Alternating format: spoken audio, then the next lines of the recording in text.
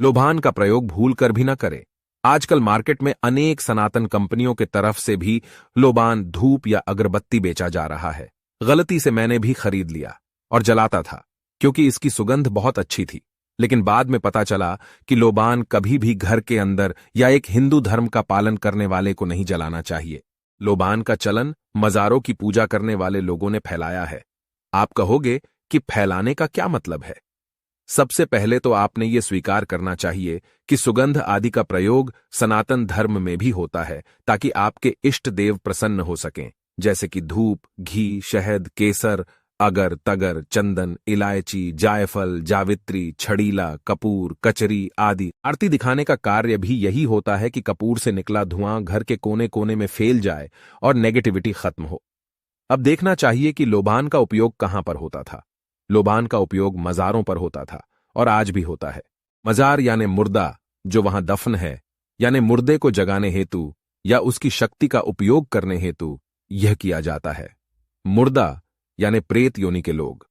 हम जिस प्रेत यानी पितृ के कोहराम से बचने हेतु पितृपक्ष के दौरान सारे कर्मकांड करते हैं, उल्टा उन प्रेतों को लोबान जलाकर आकर्षित कर रहे हैं।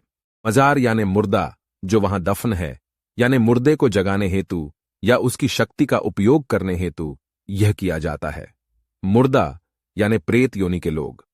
हम जिस प्रेत यानी पितृ के कोहराम से बचने हेतु पितृपक्ष के दौरान सारे कर्मकांड करते हैं, उल्टा उन प्रेतों को लोबान जलाकर आकर्षित कर रहे हैं। मज़ारों पर लोबान ही क्यों जलाया जाता है?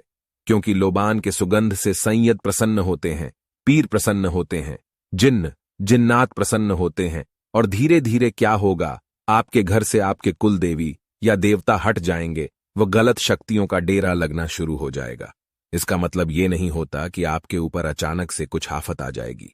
मज़ार यानी मुर्दा जो वहां दफन है, यानी मुर्दे को जगाने हेतु या उसकी शक्ति का उपयोग करने हेतु यह किया जाता है। मुर्दा यानी प्रेत योनि के लोग। हम जिस प्रेत यानी पितृ के कोहराम से बचने हेतु पितृपक्ष के दौरान सारे कर्मकांड करते हैं, उल्टा उन प्रेतों को लोबान जलाकर आकर्षित कर रहे हैं।